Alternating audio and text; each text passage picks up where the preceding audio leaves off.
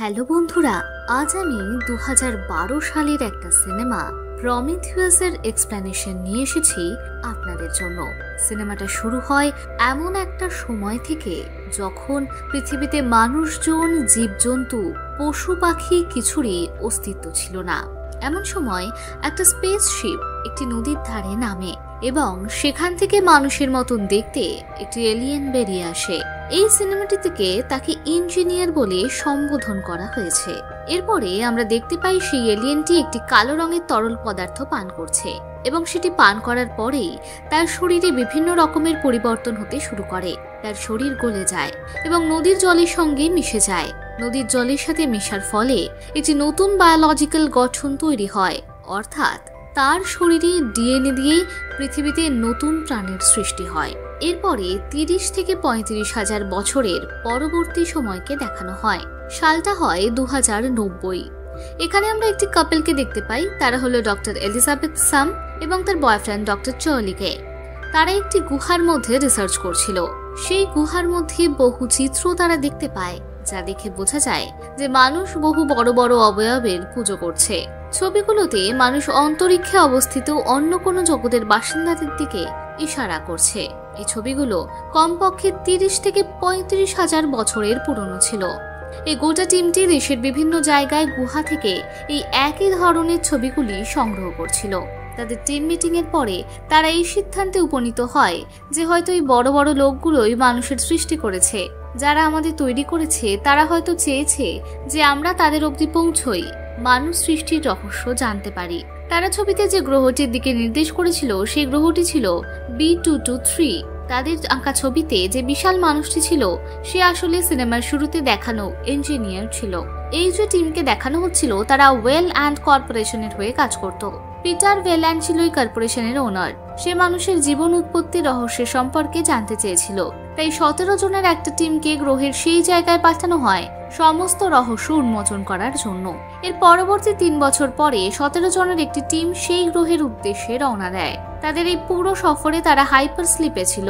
তাদের ক্রুকে মনিটর করত একটি অ্যান্ড্রয়েড রোবট ডেভিড। 18 মাস কেটে যাওয়ার পরে তারা ওই গ্রহটির কাছাকাছি পৌঁছে যায় এবং তারা হাইপার স্লিপ থেকে জেগে ওঠে। উইকার এটার হেড ছিল এবং সে একটি মিটিং রাখে এবং সবাইকে সেই মিশনটি সম্পর্কে জানায়। এবার তারা গ্রহটির কাছে যায় এবং সেটির ইন্সপেকশন শুরু করে। এই গ্রহটিতে কোনো রকম প্রাণীর চিহ্ন মাত্র ছিল না, কিন্তু সেখানে তারা একটি পিরামিডের পাহাড় দেখতে পায়। এটা দেখে তারা খুব অবাক হয় এবং সেটার কাছাকাছি গিয়ে তাদের শিপটি ল্যান্ড করায়। তারা ওই পিরামিডের ভেতরে যাওয়ার সিদ্ধান্ত নেয়। তাদের সঙ্গে এলিজাবেথ, ডেভিড এবং বাকি সকল সায়েন্টিস্টও সেখানে যায়, কিন্তু উইকার আর ক্যাপ্টেন দুজনই শিপে রয়ে যায়। তারা পিরামিডের ভেতরে যায়। ডেভিড সেখানে গিয়ে সবুজ রঙের একটা তরল পদার্থ দেখতে পায়। সে আশেপাশের কিছু বাটন অ্যাক্টিভেট করে আর সেখানে একটি রেকর্ডেড হলোগ্রাম অ্যাক্টিভেট হয়ে যায়, যেখানে ওই ইঞ্জিনিয়ার সেখান থেকে পালাচ্ছিল। কিন্তু তাদের মধ্যে একজন ইঞ্জিনিয়ার সেখানে পড়ে যায় আর তার মাথাটি বন্ধ হওয়া দরজায় লেগে কেটে যায়। হলোগ্রামটি বন্ধ হওয়ার পরে তারা সকলেই সেই জায়গাটি দেখার জন্য যায়। সেখানে তারা একটি ইঞ্জিনিয়ারের মৃতদেহ দেখতে পায় যার মাথা ছিল না। ডক্টর এলিজাবেথ পরীক্ষা করে জানতে পারে এই শরীরটি 2000 বছরের পুরনো। এইসব দেখে ডক্টর ফাইফের ভীষণ ভয় দেখা যায় এবং সেখান থেকে চলে আসার সিদ্ধান্ত নেয়। অন্য জায়গায় তারা এলিয়েনদের কিছু ল্যাঙ্গুয়েজ দেখতে পায়। ডেভিড একটি রোবট হওয়ার কারণে সে সেখানকার সমস্ত ল্যাঙ্গুয়েজ স্ক্যান করে তাদের মানে বুঝতে পেরে যায়। শুধু তাই নয়, ওই তরল পদার্থটির মাধ্যমে সে তাদের অনেককে কোডের মানে বুঝতে পারে। তারই মধ্যে একটি কোড অ্যাক্টিভেট করে সে মেইন দরজাটি খোলে আর সেখানে সে ইঞ্জিনিয়ারের মাথাটি দেখতে পায়। ভেতরে যাওয়ার পরে সেখানে সে অনেকগুলো সিলিন্ডারও দেখতে পায়। এবারে আগে এগোলে সে একটি বড় মানুষের মূর্তি দেখে আর এই পুরো স্ট্রাকচারে খুব অদ্ভুত এলিয়েনদেরও মূর্তি ছিল। এরপর তাদের আসার জন্য আশেপাশের পরিবেশটা বদলে যেতে থাকে।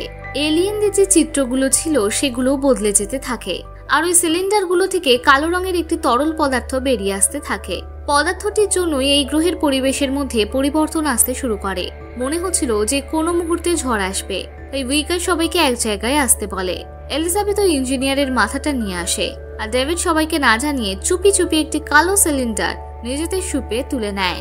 অন্যদিকে জানা যায় ফাইফেল নামে একজন মেলবোর্ন তখন অব্দি এসে পৌঁছায়নি। তার ওই পিরামিডের মধ্যে হারিয়ে গিয়েছিল।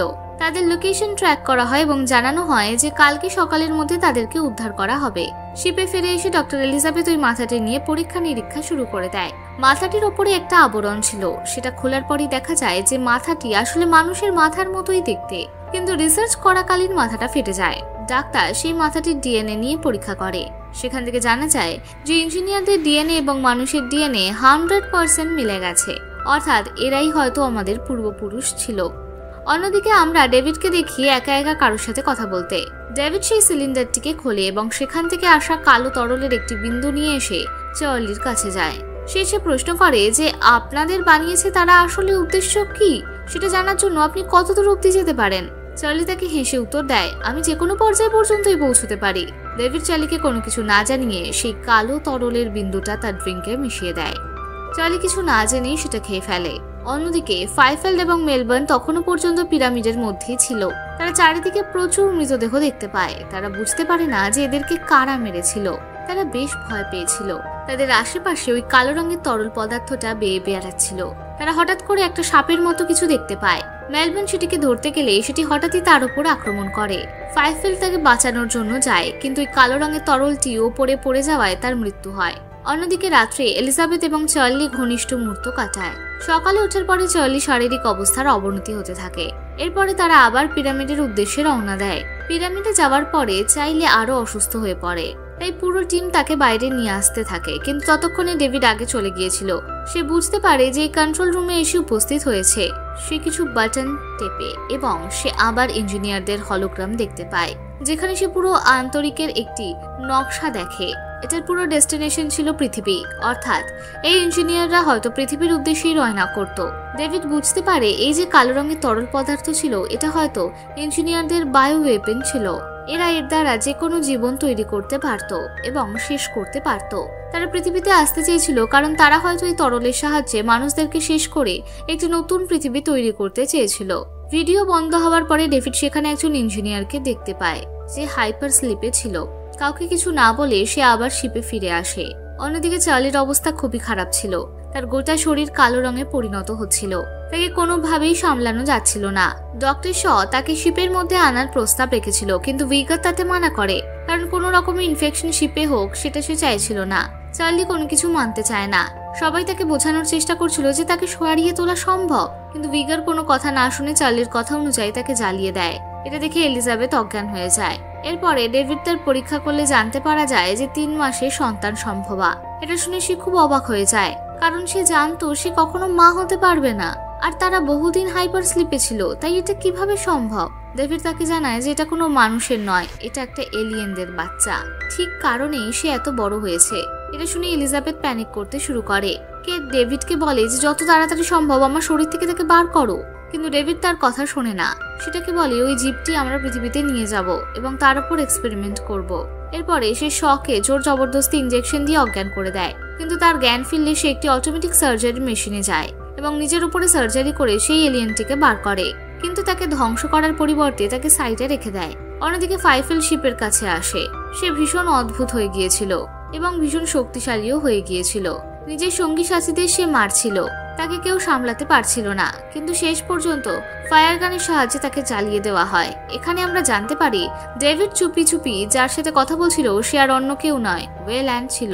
আসলে পুরো মিশনটি প্ল্যান করেছিল যাতে মানুষদের যে সৃষ্টি করেছে তার সাহায্যে নিজের আয়ু বাড়াতে পারে। একজন ইঞ্জিনিয়ার বেঁচে আছে এটা জানার পরে সে সবার সামনে আসে যাতে তার সাহায্যে নিজের আয়ু বাড়িয়ে সে সব সময় বেঁচে থাকতে পারে। এখানে আরো জানা যায় যে উইগার তার মেয়ে, সে তাকে ইঞ্জিনিয়ারদের সঙ্গে দেখা করতে বারণ করে, কিন্তু সে কথা শোনে না। এরপরে ডেভিড সেই ইঞ্জিনিয়ারদের যাদের উদ্দেশ্য ছিল পৃথিবীতে থাকা সমস্ত জীবদের ধ্বংস করা তাদের ব্যাপারে ওয়ার্ল্ডকে সব জানায়। এরপরে তারা সবাই মিলে পিরামিডে যায় এবং সেই ইঞ্জিনিয়ারটিকে হাইপার স্লিপ থেকে জাগায়।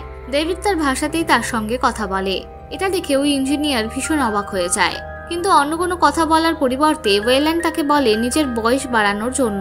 এটা শুনে ইঞ্জিনিয়ার ভীষণ রেগে যায় এবং ডেভিডের মাথাটা তুলে ধরে ওয়েল্যান্ডের দিকে ছুঁড়ে মারে। ইঞ্জিনিয়ার নিজের শিপ স্টার্ট করে এবং ডেস্টিনেশন পৃথিবীর দিকে রাখে, অর্থাৎ পৃথিবীকে ধ্বংস করার উদ্দেশ্য ছিল তার। সে আবার সেই দিকে যায়। এটা দেখে এলিজাবেথ সেখান থেকে পালাতে থাকে। সে বাইরে এসে পাইলটকে বলে আমাদের যে কোনোভাবে এই শিপটিকে আটকাতে হবে, কারণ তারা পৃথিবীকে ধ্বংস করার জন্য যাচ্ছে। কিন্তু তাদের কাছে কোনো অস্ত্র ছিল না, তাই তারা সিদ্ধান্ত নেয় যে তাদের শিপটিকে ইঞ্জিনিয়ারের শিপের সঙ্গে ধাক্কা লাগানো হবে। এদিকে তারা নিজেদের শিপটিকে ইঞ্জিনিয়ারদের শিপের সঙ্গে ধাক্কা লাগায়। এর ফলে বিভৎস ধাক্কা লাগে এবং ইঞ্জিনিয়ারদের শিপটি ক্র্যাশ করে যায়।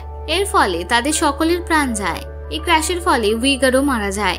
সেখানে শুধুমাত্র এলিজাবেথ বেঁচে ছিল। সে এসকেপ বোর্ডে যায় এবং সেখানে তার নিজের পেট থেকে বার করা এলিয়েনটিকে দেখতে পায়, কিন্তু সে এখন আকারে বৃদ্ধি পেয়েছিল।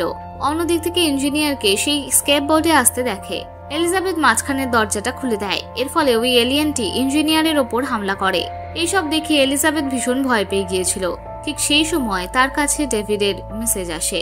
সেখানে লেখা ছিল, আমি তোমাকে আবার পৃথিবীতে নিয়ে যাব, কিন্তু তার আগে তোমার আমাকে ঠিক করতে হবে। প্রথমে সে রাজি হয় না, কিন্তু পরবর্তীতেই সে সবটা মেনে নেয়। কিন্তু সে পৃথিবীতে ফিরে যেতে চায়নি। সে ফিরে যেতে চেয়েছিল ইঞ্জিনিয়ারদের আসল জগৎ। সেখানে সে জানতে চেয়েছিল তারা কেন মানুষকে তৈরি করেছে এবং তারপরে তাদেরকে আবার ধ্বংস করছে। এরপরে ডেভিড আর এলিজাবেথ অন্য একটি ইঞ্জিনিয়ারের স্পেসশিপের সাহায্যে সেখান থেকে বেরিয়ে যায়। অন্যদিকে ইঞ্জিনিয়ারের পেট ফেটে একটি এলিয়েনের জন্ম হয়, যার চিত্র ওই পিরামিডে আঁকা ছিল, যাকে জেনোমর্ফ বলা হয়। আর এই সিনেমাটি এখানেই শেষ হয়ে যায়। আশা করি আজকের ভিডিওটা আপনাদের ভালো লেগেছে। যদি আপনারা আগের ভিডিওগুলো না দেখে থাকেন তাহলে স্ক্রিনের উপরে আসা ভিডিওগুলোতে ক্লিক করে দেখতে পারেন। ধন্যবাদ।